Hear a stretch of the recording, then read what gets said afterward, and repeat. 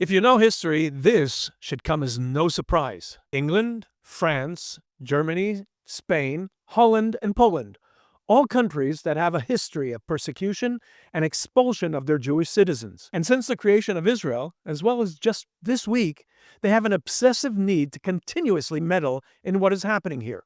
It appears that these countries are just incapable of accepting the fact that we, the Jews, aren't the little bitches of theirs anymore. Hi, I'm Daniel Seaman, and you're watching Straight Up, coming to you from the JNS studios in Jerusalem, Israel. In recent weeks, we've seen rising international pressure on Israel to end the war against Hamas, while announcing plans to recognize a Palestinian state. This while ignoring the cause of the war and awarding Hamas for its assault on Israel. It appears that old habits are hard to break. Since the rebirth of the State of Israel, the Jewish people have shattered the world's expectations. We're no longer the helpless victims of history. We are a sovereign, strong, and capable of defending ourselves. We have shown that never again is not just a slogan, it is our reality. To those who still don't understand, there are religious overtones to Israel's existence and to this conflict. There are those for whom the restoration of Israel was a slap in the face of centuries of religious supremacy. Both Islam and the Church were built on the assumption of Jewish subjugation. Our return disrupted that narrative. Our very existence undermines their historical claims to moral and theological dominance. The cynical world also never really cared about the Arabs who lived here. To the Muslim world, they are useful pawns. When they lost the war they initiated to destroy us in 1948, the Arabs here became refugees. But instead of helping them rebuild like we did with almost double the number of Jewish refugees that were expelled from Arab countries, their leaders, along with international organizations, kept them in camps, generation after generation, indoctrinated in hate. Their suffering is, and always has been, the point, utilized in the war against Jewish self-determination. This indeed is not a conflict of equals. They are backed by 1.9 billion Muslims in 51 countries around the world. And they have vast wealth, from Qatar to Iran, from Turkey to Saudi Arabia. All this against the only Jewish state in the world. If their goal had truly been to establish an Arab state, they had nearly 2 decades to do so, between 1948 and 1967. They didn't. They chose rejectionism. We, Israel, gave them another chance with the Oslo Accords. We gave them autonomy. We gave them land. We disengaged from Gaza in 2005. What did we get in return? Hate, missiles, and eventually October 7th. All these countries are now falling all over themselves to impose another Muslim state on our ancestral land. Just like Francesca Albanese, they rushed to tell us that Hamas are legitimate representatives of the Palestinian people because Gazans voted for them. Fine. If they accept that, then accept this truth. The Israeli people will never allow our elected leaders to recognize a Palestinian state. It's just not going to happen. Because we know it was never about their statehood. It was always about destroying us. October 7th was not a deviation. It was a revelation. It exposed the true intent behind the slogans, the diplomacy, the victimhood narrative. And those who continue to meddle, those who continue to encourage the Arabs to pursue their dream of annihilating Israel, they must understand this. This is what they bring upon themselves. This, what you're seeing right now, is the consequence of your meddling. It is because of you, because you never called them out. You never held them accountable. You rewarded their violence, you justified their hatred, and you cloaked it in the language of human rights. This isn't the soft bigotry of low expectations. It's something far worse. You expect them to do to us what you no longer dare to do yourselves. You let them carry out your dirty work. You then sanitize their actions. You elevate their narrative. You point the finger at us to cleanse your own filthy conscience. You fed the beast, you cultivated it, you gave it legitimacy, you gave it funding and moral cover. But the golem that you feed isn't just focusing on finishing the job that you envisioned for it to do against us here. It's already coming for you. And on this subject, and on the subject of the demonstrations that you probably saw on your news this week, I thought it would be very good to bring a guest that I had on my radio show on Galei Israel Radio on Israel, Dr. Kuti Shoham, who's a philosopher and also a columnist with Israel Hayom, who writes specifically about these issues in his recent columns. So, Shalom Kuti, thank you for joining us here today. You've written several very interesting articles on Israel Hayom about the demonstrations happening in Israel and how it affects Israel's international standing. Can you elaborate a little on this for our viewers? Shalom, Danny. First, thank you for having me. I wrote those articles because I felt that the Israeli public doesn't understand the meaning of their call to international governments to come and help us with our vicious right extreme government, as they call it. Yeah, sure. I think it's an amazing government that dealt and still dealing quite successful in horrible times. I think that their criticism over what the Israeli government is doing since Netanyahu elected prime minister in the last elections, I think that their criticism doesn't really understand the meaning of their actions and their calling to the world to come and save us. And let me say that I'm not I'm not blaming them totally. I think the most of Israeli protesters doesn't really have any knowledge or understanding of political philosophy, of international affairs, even on recent history of what was going on Europe during the last decades.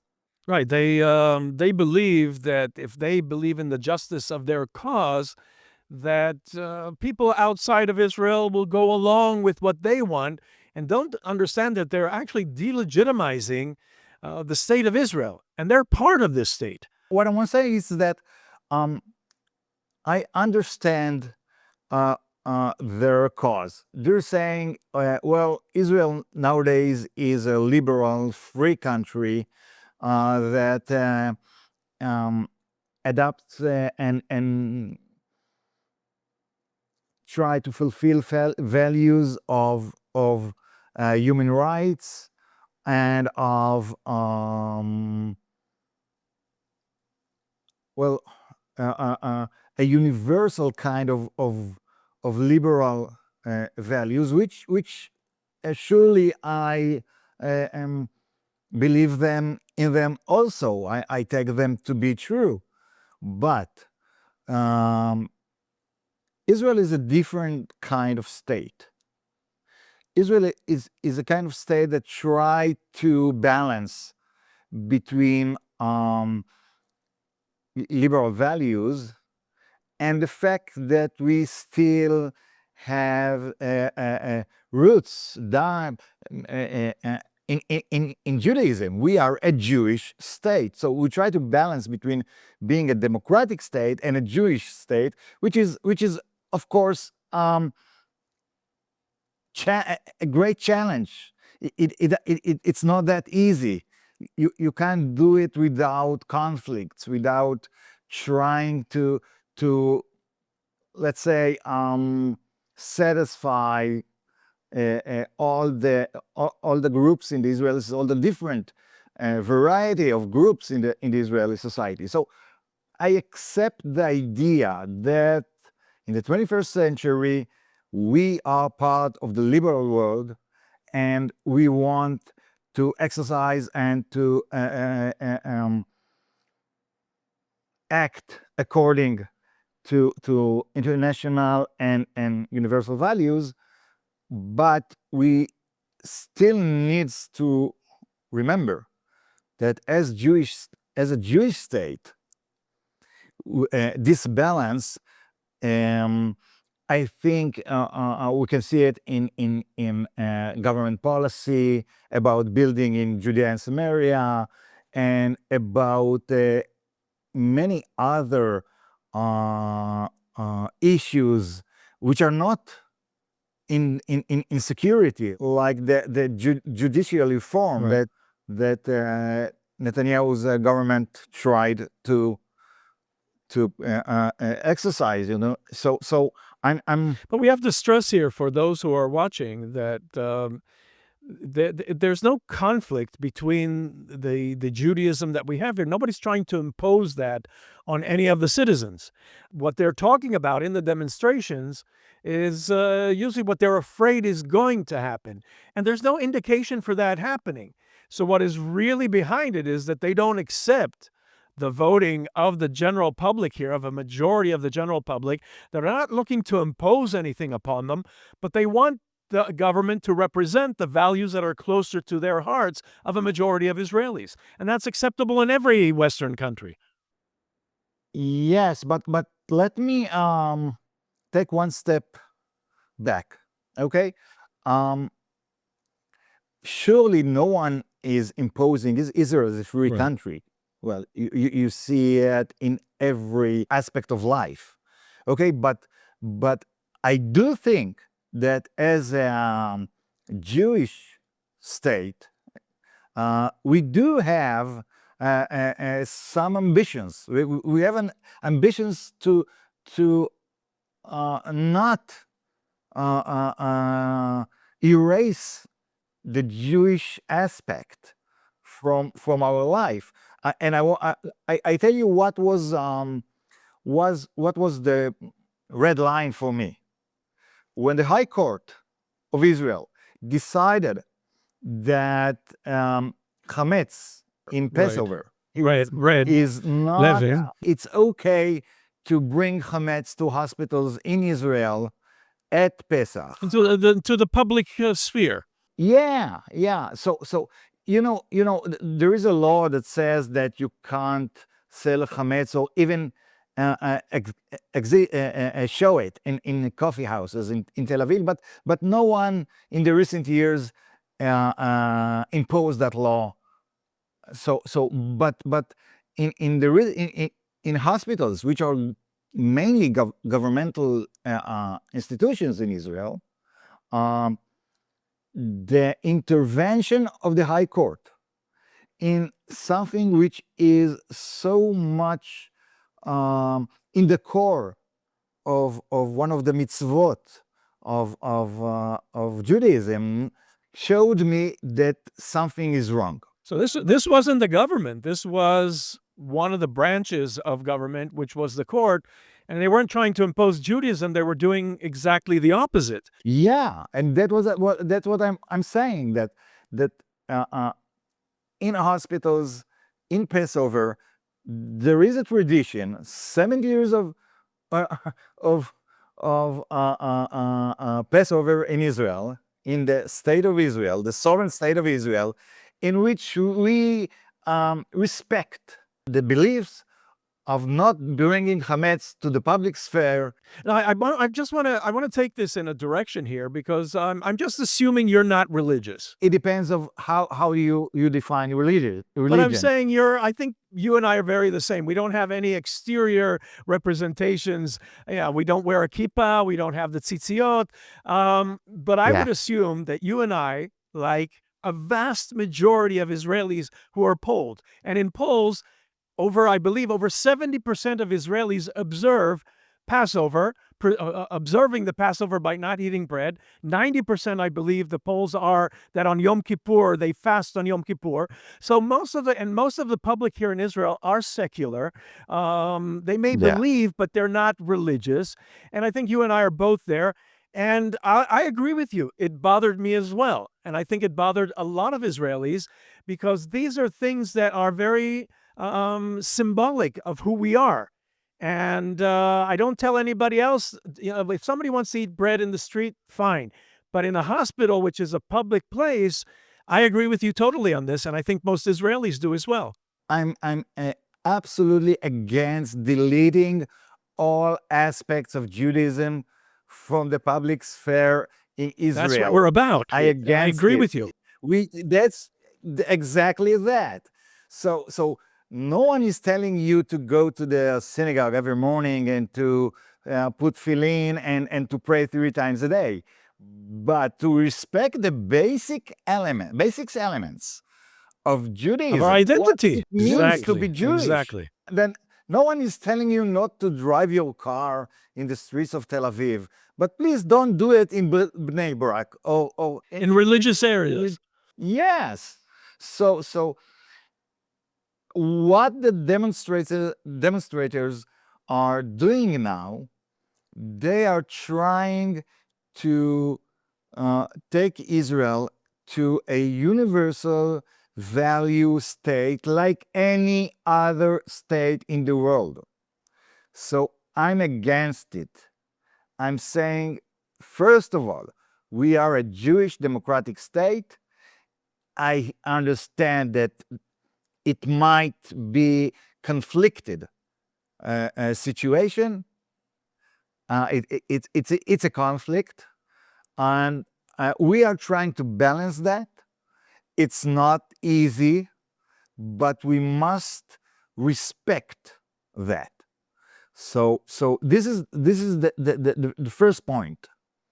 And when they are calling to when they were against the judicial reform, they actually were saying, well, we are not uh, when we support the Supreme Court um,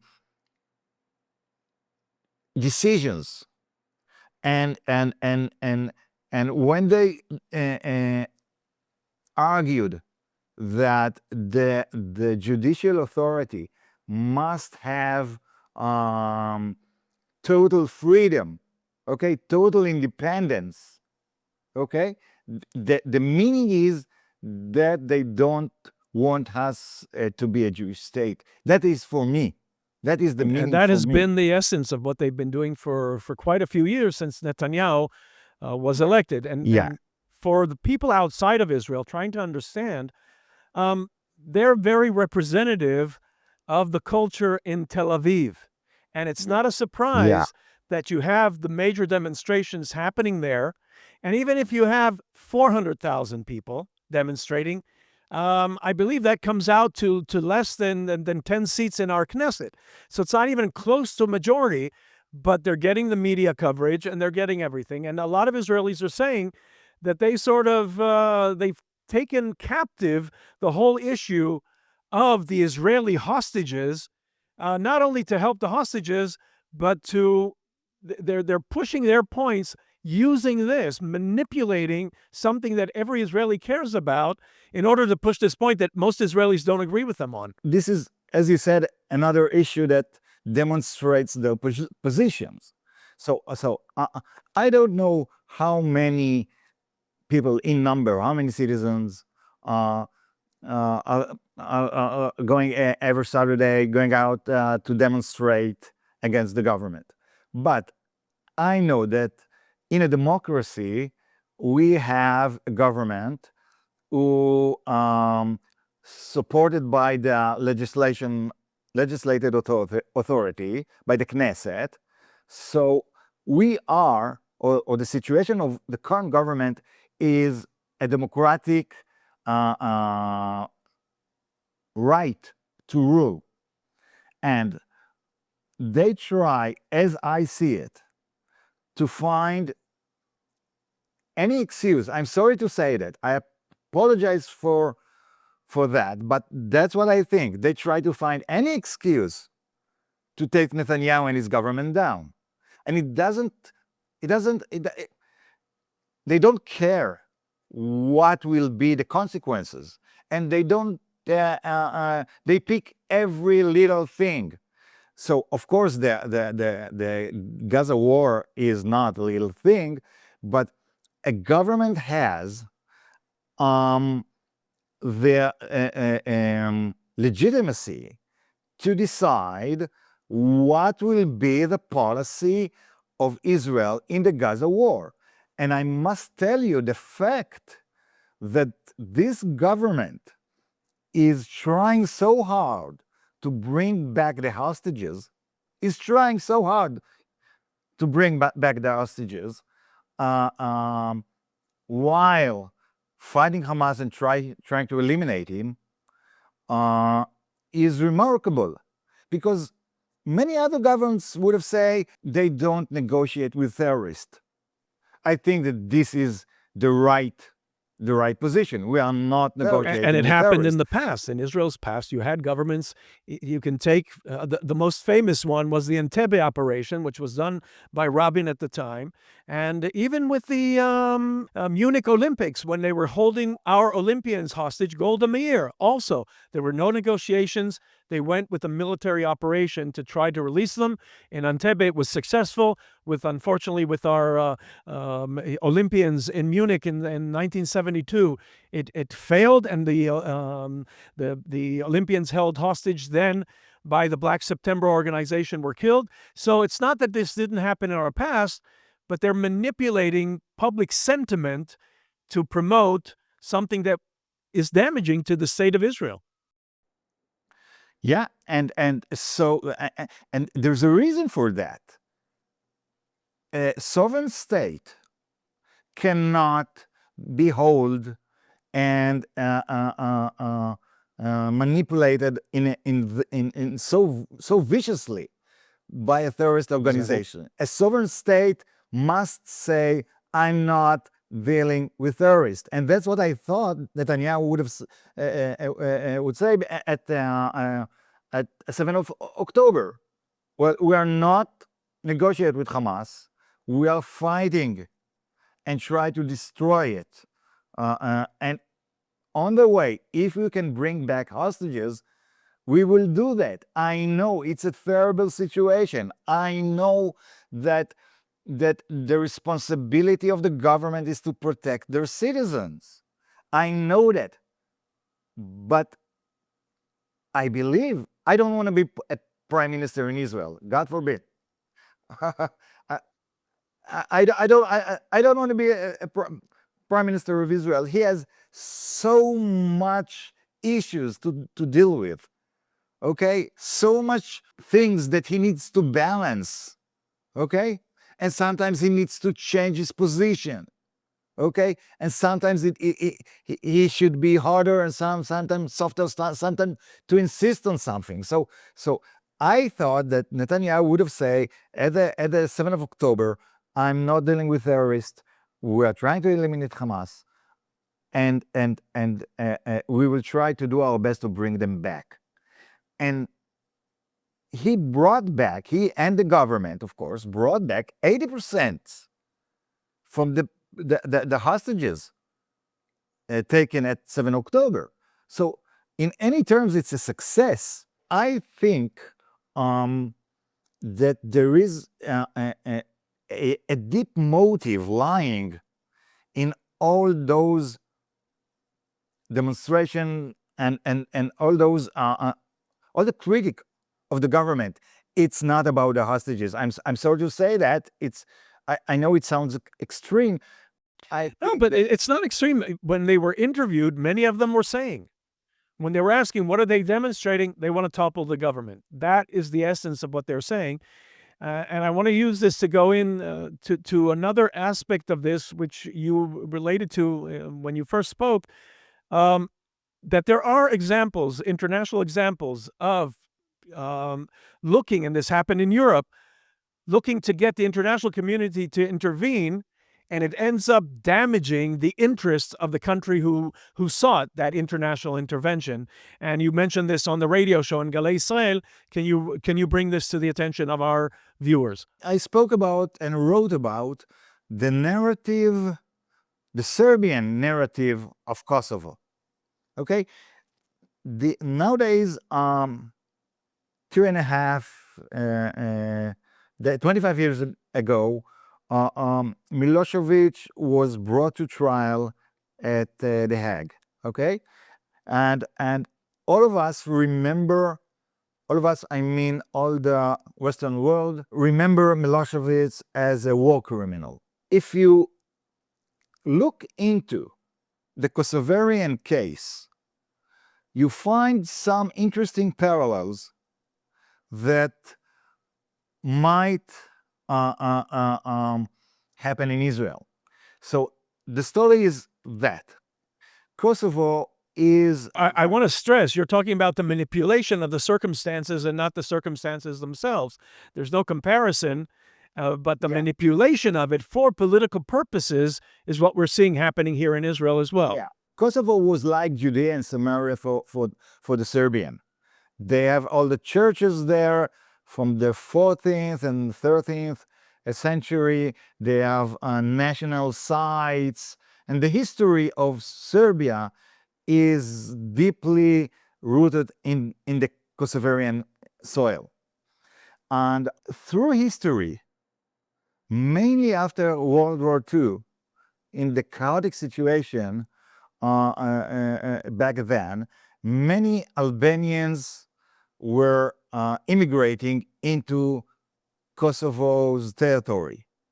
So Albanians are Muslims, and Kosovo was a Christian place. And through the years, many Serbians, Christian Serbians that were living in Kosovo left and went back into the main country, into Serbia and Belgrade. And the Albanians, time after time, year after year, immigration wave, natural birth, and etc., they became the majority in this sacred land of Serbian Christianity. So at the 1990s, at the beginning of the 1990s, they tried to, they called for independence. They want to separate from Serbia, and they wanted to be an independent state. They were 90% of the population. And when Serbia said, no way, this is our story, the roots of our story is there, they organized an Albanian terrorist groups that terrorized Serbians and bombed police stations. They had a terror campaign against the Serbian government. And they responded, and then, with CNN and all the media over the world at the end of the 90s, there was, you could have seen pictures and reports of genocidal actions of the Serbian army. And of course, NATO came with dialogue with Serbia that said, well, we are not doing that. It's a local initiative of some people. And NATO called for Serbia to leave Kosovo. Serbia was in a very weak situation. They just came out of the communist economy, and NATO decided to bomb Serbia. Well, NATO is you can compare between the force, the army forces of Serbia and NATO. And NATO decided to brutally fight Serbia and bombed their cities, including Belgrade, for 3 months. So Serbia, at the end, said, "Okay, take Kosovo." And even NATO stressed that and pushed Serbia to. So the question is, among the demonstrators here in Israel, are they looking for that kind of international intervention? And it's not clear. What do they actually want? I think that they don't even believe that something will happen. Something bad will happen. They think that the Western world, Europe and the States, are they. Of course, we have joint values, okay, liberal values, and they think that the world sees Israel as they see it. Okay, so when they are calling to the world, come and help us with Netanyahu and the problems he's doing now, they don't understand that Europe has different agenda. Have okay, so when if Europe will intervene, if what's going in what's going on in Israel, they have different priorities. The Western world is convinced totally that the problems with Israel is the fact that there isn't a Palestinian state, and that a Palestinian state will solve all the problems we have.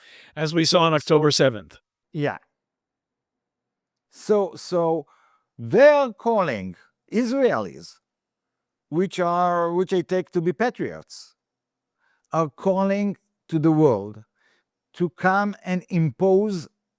This is the meaning, the practical meaning of their calling, to come and impose Palestinian state in Jerusalem, Judea, and Samaria, which is how the reason for for the fact that we are here. So this is our historical roots, in the in Declaration of Independence of Israel, it is written that in the land of Israel, the Jewish people came. The Jewish people born, created in the land of Israel. So it didn't happen in Haifa. It didn't happen in Tel Aviv. It happened in Jerusalem, Judea, and Samaria. So you want that the Western world will impose us to bring to take these territories, let a Palestinian state in the land that is so important to our national identity. But you and I both know, and I said this in my opening to the show today, that the majority of the Israelis, especially after October 7th, will not have this and will not accept this. And the international community has to understand that regardless of how much is appearing on the media and regardless of how many demonstrators, the elected officials are elected by a majority of Israelis, and the majority of Israelis will not accept this. And that's what they should be looking for, and not to publicity. This is the danger, because even if Europe and the States will not impose Palestinian state by force, they might do that by diplomatic pressure and economic sanctions, and we cannot have that. Israeli economy is rooted in international businesses, and if we will, you will see what you saw what happened when they closed. Yeah, Okay. the airport. Yeah. So if we will have diplomatic sanctions and economic sanctions, it's for us, it will be exactly as if someone is sending airplanes to bomb us. So this is the danger, and I sorry to say that they don't see it, they don't understand it. And if I was a psychologist, I will say that the blindness, the hatred for Netanyahu is blinding their eyes, but I'm not. I'm a philosopher. So that way people know who you are. Once again, Dr. Kuti Shoham, thank you for joining us and giving us your insights on this. And I want to thank all of you for joining us here on Straight Up on JNS TV, and see you again next week. Thank you very much.